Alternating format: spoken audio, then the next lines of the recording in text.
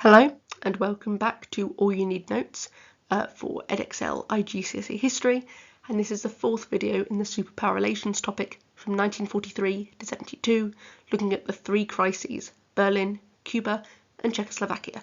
I'll be explaining two effects of everything related in this part of the specification, as well as, when needed, the causes and the events if it demands them in the specification, in order to help you prepare for your question B, C and A in paper 1. So the first thing then is the U-2 incident. The first effect of this was that American-Soviet relations broke down. So the Soviets shot down a U-2 spy plane, which was an American plane, on the 1st of May 1960, which was travelling over the Soviet Union and mapping out, taking spy images of the Soviet Union. And here, because they'd actually taken it down, the Soviets could prove that the US was spying on the Soviet Union. They'd once been allies during the Second World War, yet now America was spying on the Soviet Union. So this showed a lot of distrust between the Soviet Union and the US. Relations weren't very good, and the US had actually lied about it. When the evidence was shown, they said, well, it's a weather plane, was the first explanation they gave, but then the actual full evidence was revealed, and they had to admit then that yes, it was a spy plane. That month in May, there was a summit conference at Paris for the main powers of the world, and Khrushchev, who was the leader of the Soviet Union, he walked out after President Eisenhower refused to apologise for spying on the Soviets. So it showed a complete breakdown of trust. They weren't collaborating anymore, they weren't cooperating, and they did not trust each other, both sides. The second effect was that it was a propaganda victory for the Soviets. So the Soviets now had concrete proof that the US were lying, were being deceitful, and were betraying their former wartime ally. It was a huge embarrassment for America as well. They thought that the Soviets could not shoot down the U-2 plane, but they'd developed the weapons to do so, even though the Americans didn't know. And the Soviets put the pilot of the plane, who was called Gary Powers, on trial, and they even took the wreckage of the plane and they toured it around the entirety of the country. So it was a huge propaganda exercise for them to say, look, this is why we're spending so much on our weapons program, because America is lying to us, and they are spying on us. We are not getting on well with America. Now for the first of the main three crises. So we're going to look at the erection of the Berlin Wall, and to begin with, the reasons for it. So one of the main reasons for the Soviets putting up the Berlin Wall was that there was an exodus of young, unskilled workers from East Germany to West Germany. So if you remember, Germany had been split into 4 zones of occupation, and then after the Berlin airlift crisis, don't get that confused with the Berlin Wall crisis, after the Berlin airlift crisis, the US, UK and French zones joined together to make West Germany, and the Soviet zone became East Germany. And Berlin itself was also divided into 2 as well, West and East Berlin. Young workers were fleeing from East Germany to West Germany via Berlin, so they could get across, and then they were transported to West Germany, because West Germany recovered a lot better since the war. It was more prosperous, there were better opportunities, better wages, the economy was just way better, better resources, healthcare, jobs, houses, etc. It was all much, much better in West Germany compared to communist East Germany.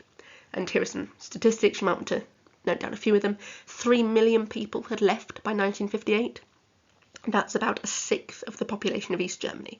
So there was a huge drain of resources.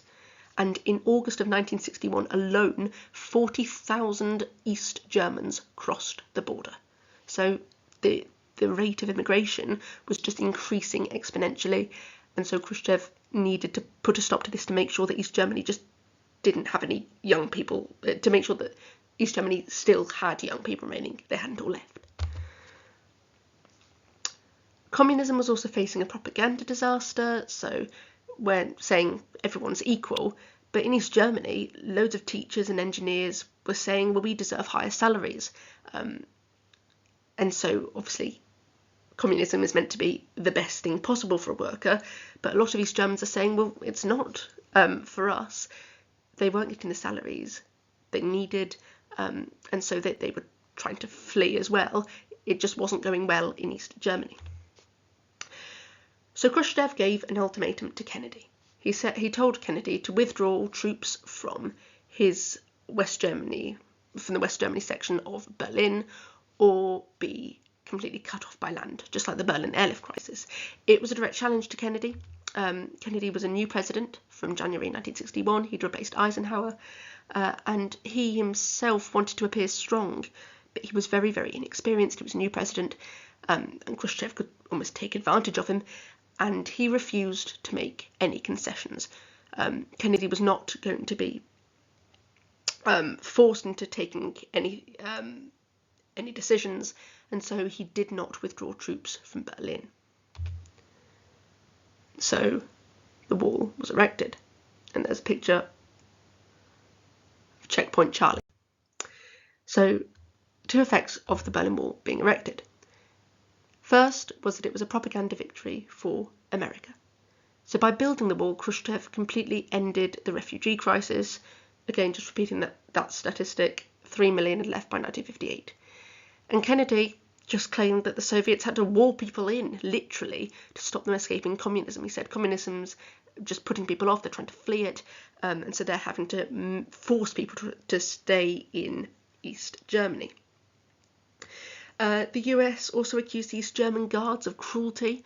So the wall was set up, and they shot over 130 people over time who tried to cross it, because people did by cover of night. So it was a huge victory for the US when they were saying, well, look what the Soviets are having to do to keep people in, to make them stay in a communist state. It's just not working. The second effect was that tensions calmed between America and the Soviets. So Khrushchev had plans to unite Berlin under Soviet rule. He wanted to say, well, I'm the leader of the Soviet Union, to have done this, to have united Berlin, to have taken it back from the Americans. But his plan was now dropped. The wall just seemed permanent. There was no trying to get America out of Berlin. The Americans were there to stay, and the wall seemed permanent there. Khrushchev couldn't do anything. Neither could the Americans about the Soviets in Germany. The wall was just there. Those two sides were remaining. And so tensions between them did start to calm after quite a futile year or so. They had to accept that they both were there. It showed that the US communism was unlikely to leave, and Germany was unlikely to be united. That's what America did want. They didn't like the Soviets being so close to West Germany. But both sides are going to be there, and there's nothing you can do about it, and so there's no point fighting over it. And Khrushchev avoided war over West Berlin. He had to accept the American and the British control over West Berlin. He couldn't coerce Kennedy. Kennedy had proven himself as strong. He wasn't going to be intimidated. And so, well, both sides, the tensions between both sides decreased. They were not going to go to war. So eventually, that crisis ended in nothing. However, the next one is looking at the Cuban Missile Crisis. We begin then with the Bay of Pigs invasion. So there are two effects of this. The first effect is that it made Cuba and the Soviets closer. So just a small bit of background information. Cuba had been very, very close to America, a trading partner that was very, very close to the American main coast. Lots of Americans went on holiday there. There was a lot of gambling, sort of criminal gangs. And one of the Cubans, called Castro, decided to lead a revolution. He cast out all the Americans and he declared Cuba as independent from America. And America did not like this. They did not like the fact that loads of their own people are being cast out of Cuba, and that Castro had taken it for himself. And so they wanted to get Cuba back. Therefore, they sent 1,400 armed exiles, so people who had been in Cuba but been expelled. They sent them and they gave them military equipment and they sent them into Cuba on the 17th of April 1961.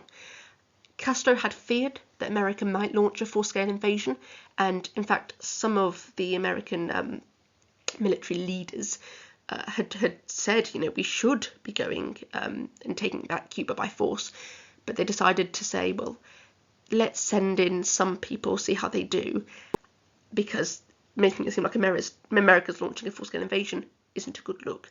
We'll just pretend that they're on their own. Castro, therefore, in order to try and protect Cuba from future invasions, if America tried to, declared himself a communist. And he went to the Soviets and asked Khrushchev to help defend Cuba from any attacks.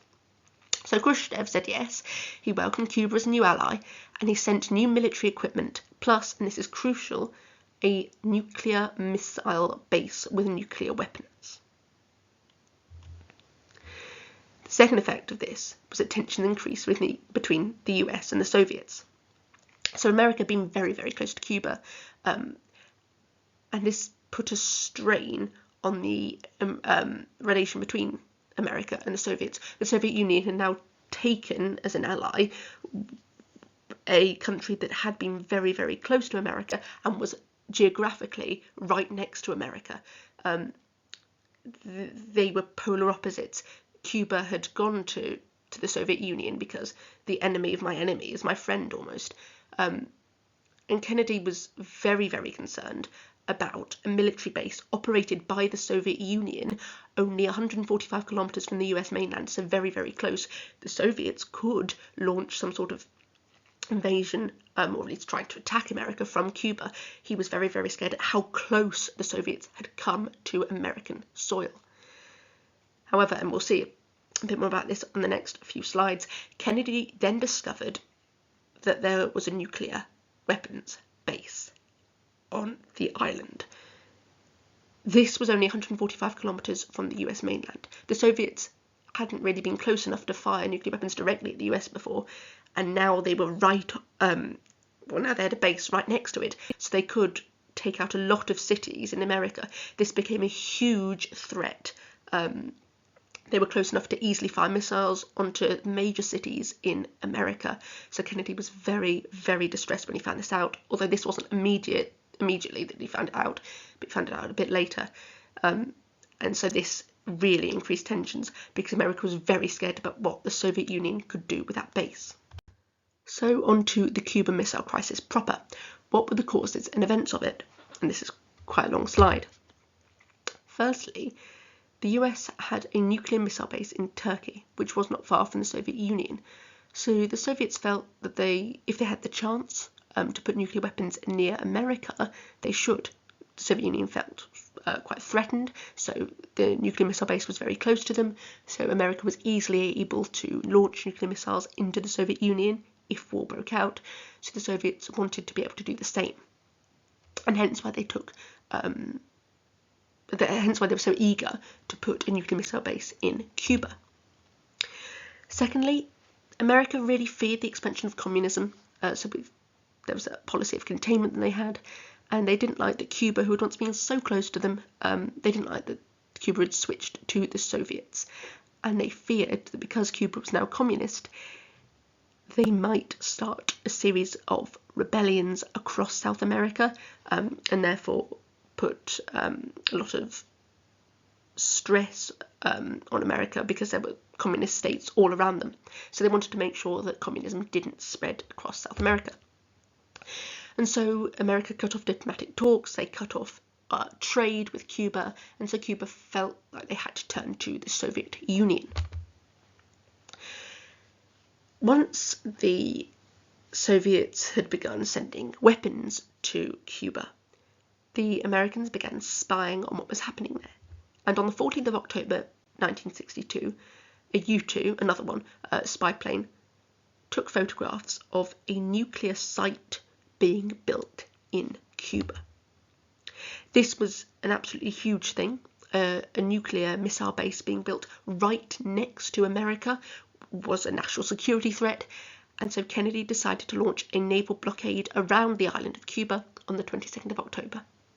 So this meant that ships which were carrying weapons from the Soviet Union would be turned around by American ships. And US generals themselves were even ready to launch a full-scale invasion of Cuba if they needed to. And it's hard to convey it, but tensions really were very, very high, and there was really a possibility, if the Soviets tried to force their weapons through, that a war could break out between the two sides. It was closest the world ever got to a full-on nuclear outbreak. However, diplomatic talks did calm it down. On the 26th of October, Khrushchev offered to remove the nuclear weapons if, and only if, Kennedy promised not to invade Cuba, and also later to remove the missiles in Turkey. The US agreed to the first part, and they removed their nuclear missile base from Turkey shortly afterwards, so everything turned out fine.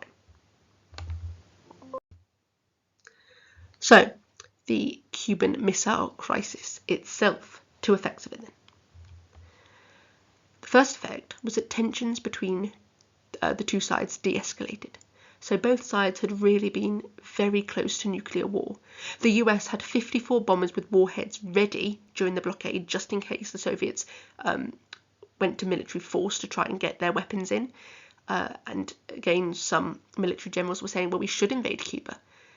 And so to ensure that better communication was set up between Moscow and Washington, a hotline was set up in June of 1963 between the two, and this led to the period of what we call détente, like an easing of tension between the two sides. We'll learn more about the hotline in the next video. Also, the Nuclear Non-Proliferation Treaty was signed in 1968, stopping nuclear weapons being shared with other countries that didn't have them.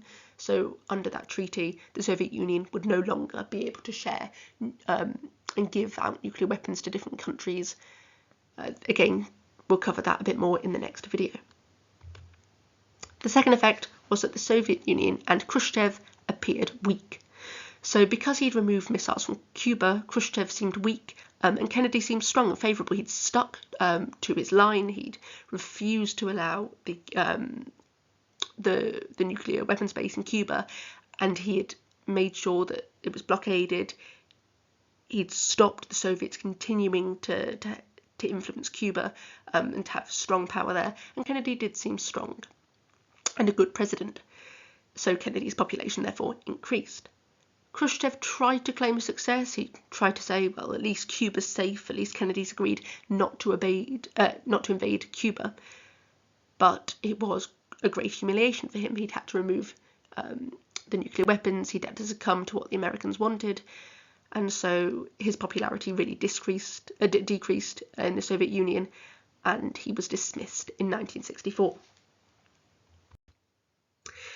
The third and final crisis we have to look at is the Soviet invasion of Czechoslovakia, also known as the Prague Spring. So, cause and events of it then. So Czechoslovakia was a satellite state, so heavily influenced by the Soviets. It was communist, but people were fed up by the lack of freedom of speech there, the low quality of life because there wasn't much money, the censorship, the arrests by the police for being anti-communist, the purges. They'd had enough of it. And WJEC, who was the leader of who became leader of Czechoslovakia, he said that he wanted socialism with a human face. Censorship, therefore, was relaxed, so he took a less hardline communist stance. So there was less censorship, there was increased trade with the West, so they began trading with West Europe.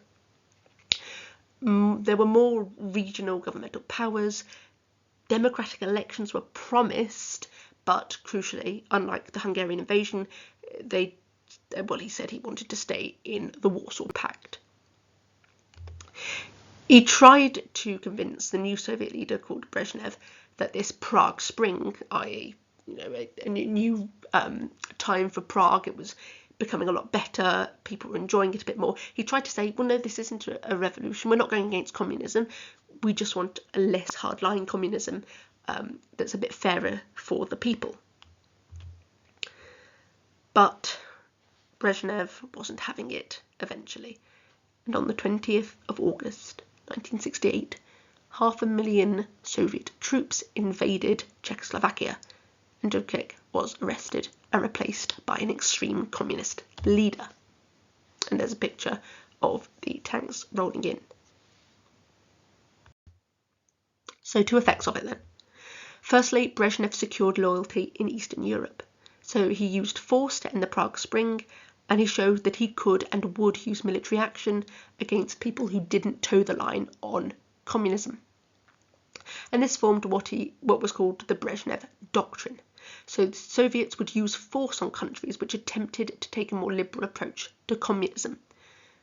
So satellite states had to obey the Soviet Union, and what the Soviet Union said communism was. Communism couldn't be compatible with democratic elections. Communism was what the Soviets wanted it to be. And this saw increased Soviet control over Warsaw Pact members. They were less likely to try to disobey the Soviets, and Brezhnev just asserted his authority. He was a new leader, but through doing this, he said that, I'm in charge here, and you can't go against my rule. The second effect was that it increased tensions with other countries. America opposed it, but they were at that time involved in fighting the Vietnam War, so they were less confrontational towards the Soviet Union. They couldn't split their troops over two different places, and obviously it was a bit hypocritical for the Americans to say you shouldn't be invading Czechoslovakia when they themselves were occupied in Vietnam. Western countries were angered by it. They disliked this brutal use of force against Czechoslovakia, especially as it was still communist, especially as it was still saying we'd remain in the Warsaw Pact. It was different to the Hungarian uprising.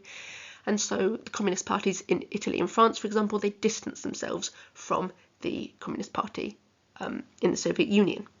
Mao, in China, he condemned the use of force as not truly socialist, and this heightened tensions between the Soviet Union and China, and even other satellite states like Romania and Yugoslavia openly opposed the use of force, that they could do very little about it. And that is it for this episode on the superpower relations 1943 to 72 for Edexcel IGCSE history, and those were the three crises in Berlin, in Cuba, and in Czechoslovakia. If that has helped your revision for your GCSEs or mock exams, I'd really appreciate a like and subscribe, but thank you very much for watching anyway. Goodbye.